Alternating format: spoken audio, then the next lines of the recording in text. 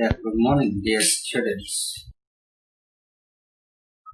In the previous video, I discussed Aristotle's observations on poetry.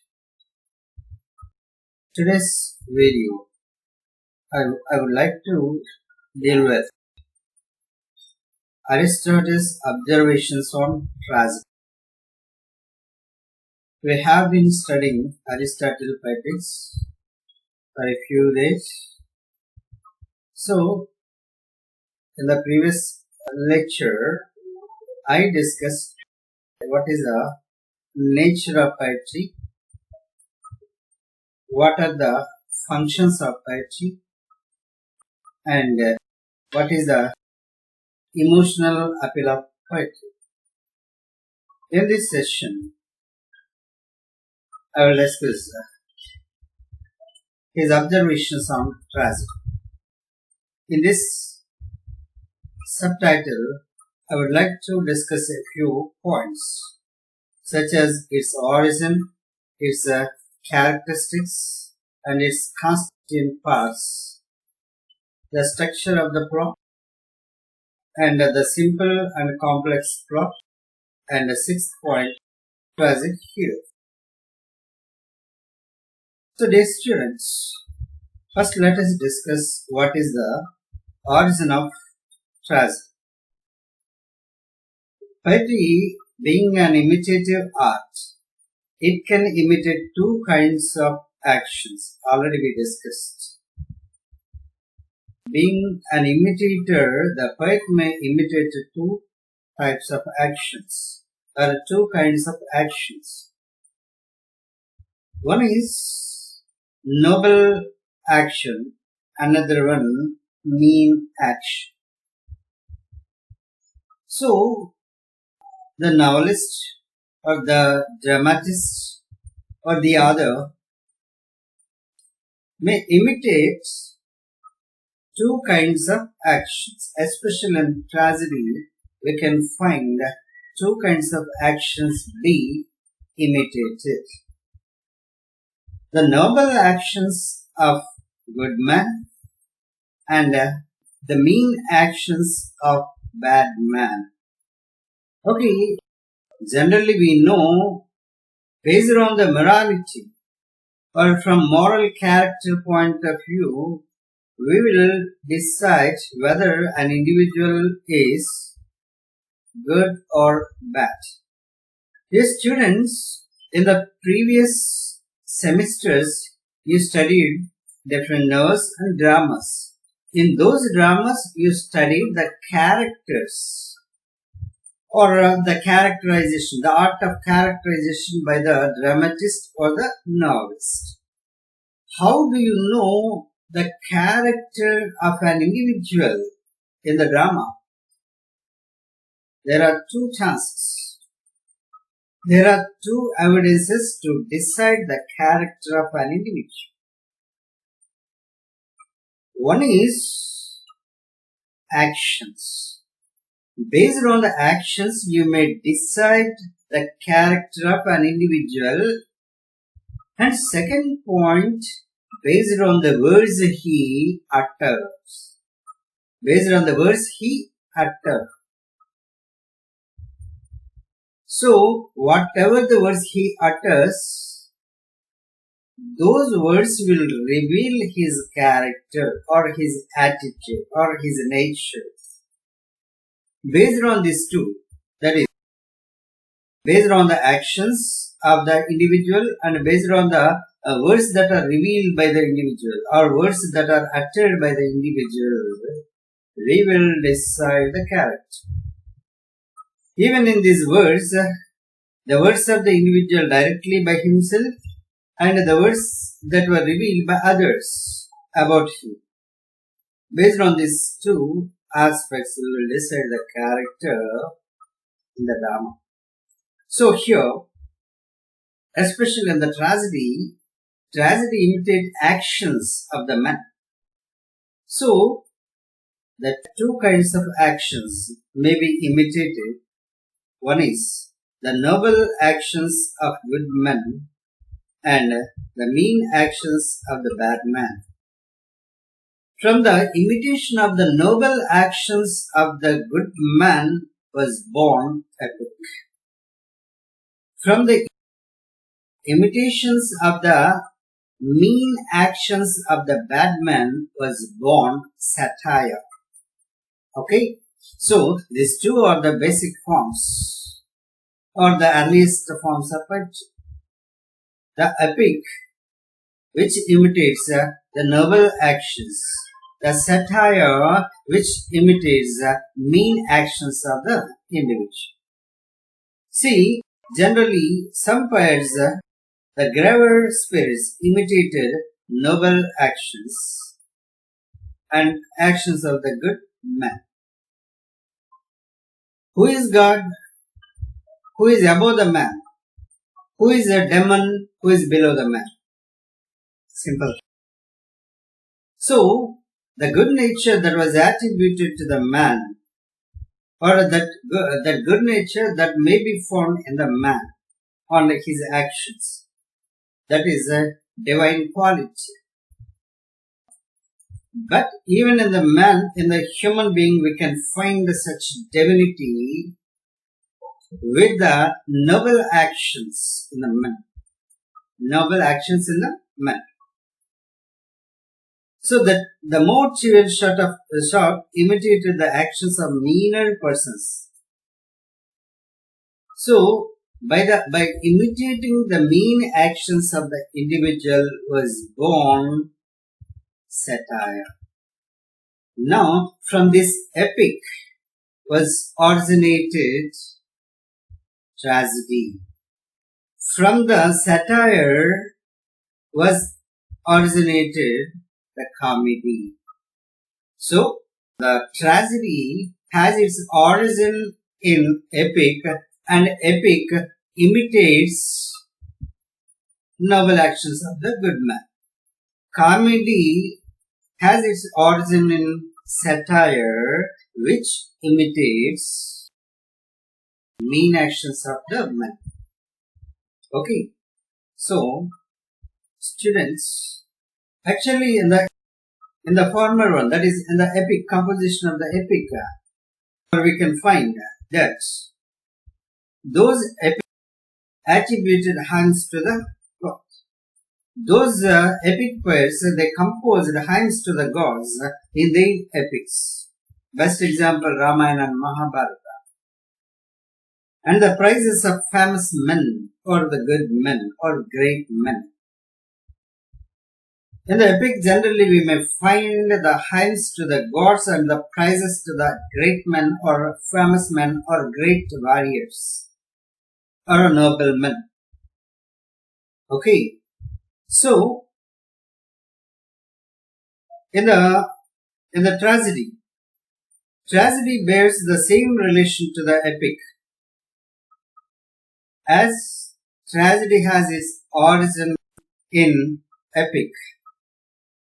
The tragedy has the same relation with the epic, as the comedy has the same relation with satire. Okay, so dear students, it follows therefore that the epic and tragedy are superior to the satire and comedy.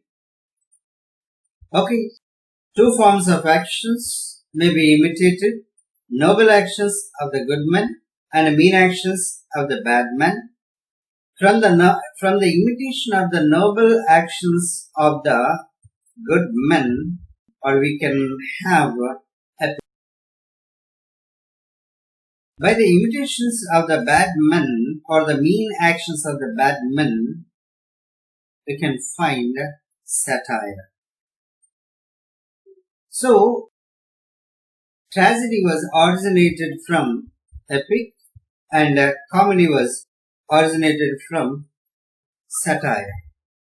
So tragedy is superior to epic. According to the Aristotle, tragedy is superior to epic, because epic is a long narrative poem That epic can be studied by the scholars and well-educated people only. But when a tragedy is composed, at least the common people may read. It is reachable to the most of the readers. So, according to Aristotle, tragedy is superior to epic. He justified his statement by saying that tragedy has more elements than epic. Tragedy has 6 constituent elements. What are the elements the epic has? All those elements are in tragedy.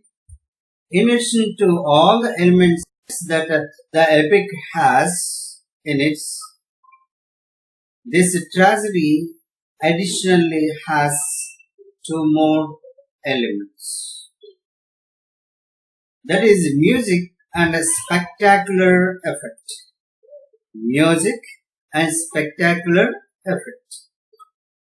These 2 components or these 2 elements of the tragedy, they are music and spectacular effect. These 2 were absent in epic. That's why Aristotle considers tragedy is superior to epic. Hence, Aristotle devoted big space to tragedy in poetry. Tragedy, Aristotle says, tragedy is an imitation of an action that is serious, complete, and of a certain magnitude, in language embellished with each kind of artistic ornament, the several kinds being found in separate parts in the form of action, not of narrative, through pity and fear, effecting the proper purgation of these emotions. So, tragedy, being an imitation of action, should be serious, complete, and of a certain magnitude. And it should have artistic ornament and the form of action. So here, students, let us discuss what is this seriousness and completeness and certain magnitude and artistic ornament and form of the action. So, about the pity and fear, already we discussed in the previous lecture. Pity and fear are the 2 emotions which stimulates and which are the essential emotions in this tragedy. And the end of the tragedy, at the end of the tragedy, these 2 emotions may be released. That's what we call purgation or catharsis. So students, here try to understand, by serious action, by the word serious action, Aristotle means a tale of suffering, exciting pity and fear. When the poet composed the tragedy, the tale of action, in the tale of action there should be suffering which may arouse pity and fear. If there is no suffering, we do not find fear and pity. We can't express fear and pity. So, in the tragedy, there should be the tale of suffering to the protagonist. The protagonist should suffer with some undeserved sufferings. Undeserved sufferings. So, if the protagonist suffers with undeserved sufferings, then only we can feel pity and fear. That is the true purpose of composition of this tragedy. That's why by the word serious action, Aristotle meant serious suffering to the protagonist which excites pity and fear. So, action comprises all human activities, including deeds, the actions, what we do with our body, and the thoughts, what we think with our mind, what we may feel with our heart. So, action comprises all human activities. By the word complete, Aristotle meant that it should be complete or self-contained.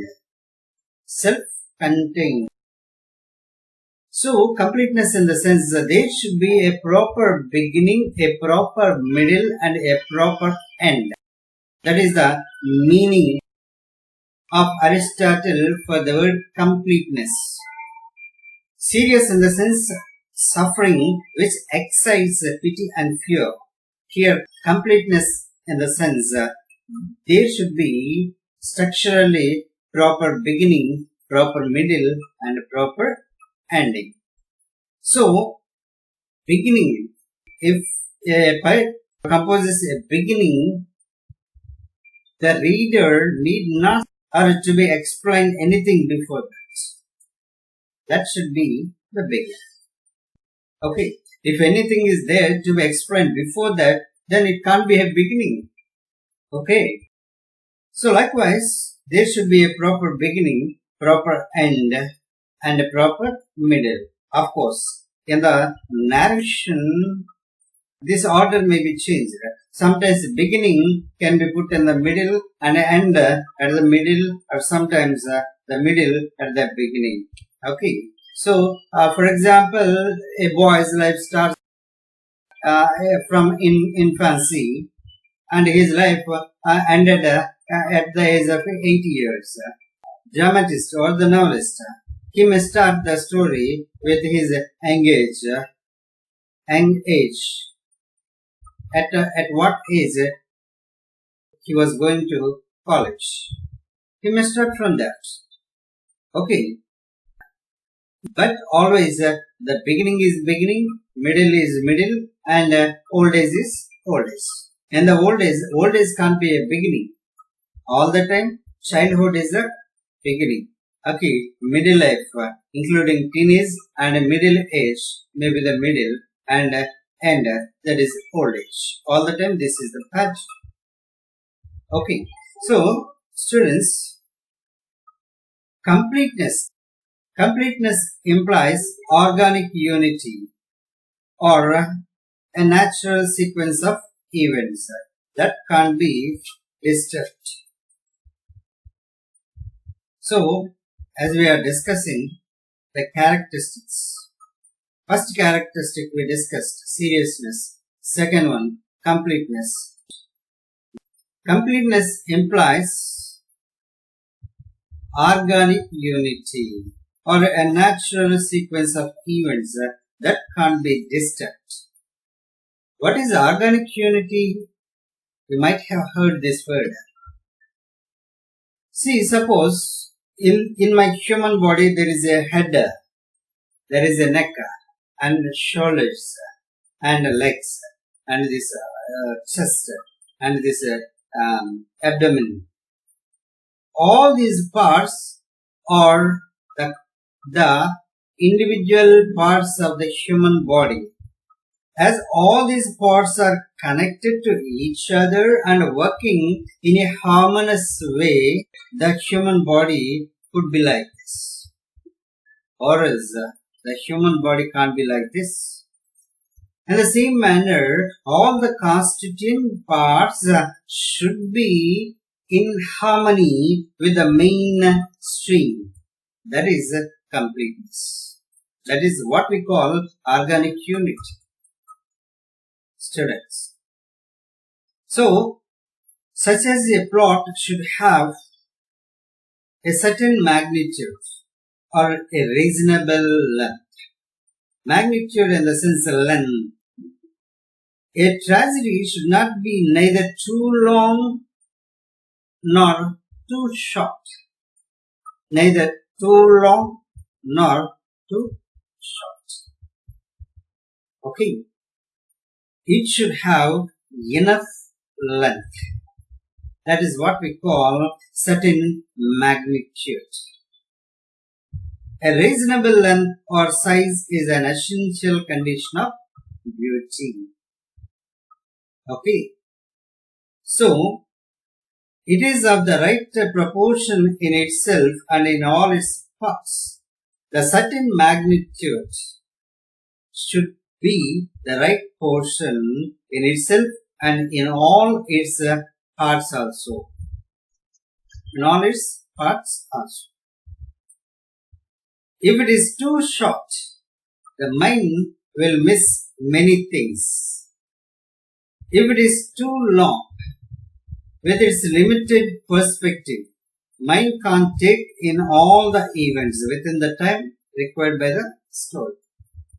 So, if it is too short, mind may miss many things. If it is too long, mind can't comprehend all the story. Okay. So, in Aristotle's own words, it should be of a length which can be easily embraced by the memory, which can be easily understood by the human being. The remaining two characteristics, dear students, artistic ornament and form of action. By the former, that is artistic ornament meant, or Aristotle mean, rhythm, harmony and song. Rhythm, harmony and song. Of course, occasionally those three may be employed or they may employ separate. Rhythm and harmony and the verse may be used to develop some parts and song may be some other parts. Rhythm and harmony may develop some parts of the tragedy and this song may develop some other parts. They are all designed to enrich the language of the play, to make it as effective in its purpose as possible. So, the poet may try to bring out the maximum possible tragic effect in that. For that, these three will help. These three, rhythm, harmony and song, will help to the language to create such effect. And another one, we discussed the artistic ornament in terms of rhythm, harmony and song. Okay, rhythm we discussed already, the repeated patterns of vowels and consonants in the metrical composition. Then harmony, the agreement among those words or those individual parts to create a balance. That is harmony. And the song, we know. The songs may be composed. And next one, the form of the action, which tragedy assumes. The form of the action distinguishes it from narrative verse or the epic. In the epic, the narrator will narrate the story. But in the tragedy, by the actions, we will come to know what is the story. Okay, that's why this form of the action distinguishes it in the sense tragedy from narrative verse. That is epic. Epic is narrative verse. So, in the narrative verse or in the epic, the narrator of the story is the poet. In the epic, the narrator of the story is poet. In tragedy, the tale is told with the help of living and moving characters. That is what we know, drama. So, in tragedy, the tale is told with the help of living and moving characters. Dear students, at the beginning, tragedy is in the form of poetry. All the dialogues that were transacted in the drama are poetical. Okay, later the dramatists composed in plain words, in dialogue forms. Okay, so in the narrative, the poet is free to speak in his own person or in the likeness of someone else. But in the tragedy, the dramatist is nowhere seen, for all is done by his characters. By the characters, all the story is narrated or revealed. Though the dramatist or the composer of the tragedy is the narrator, he makes his characters to reveal the story. Through his characters, he may speak. It is literature intended to be acted as well as read. Why this Aristotle considered tragedy is superior to epic. Epic can be read, but tragedy can be viewed by the spectators. So, try to understand this point, dear students. In its literature, it is literature intended to be acted in the drama as well as to be read. That may be poetry or this. Whereas the narrative is intended only to be read. If it is the narration, it is intended only to be read. Okay, that's why, dear students, we have to discuss 4 more topics in this topic, that is the observations on tragedy. In this observations on tragedy, we discuss 2 points. One is its origin of the tragedy and its characteristics. Students, in its origin, we discussed that poet being the imitator, he imitated 2 kinds of actions. One is noble actions of good man and mean actions of the bad man. When the noble actions of the good man are imitated, then it is epic. So, by the imitations of the noble actions of the good men was originated this epic. From the epic was originated this tragedy. So, that is the origin of tragedy.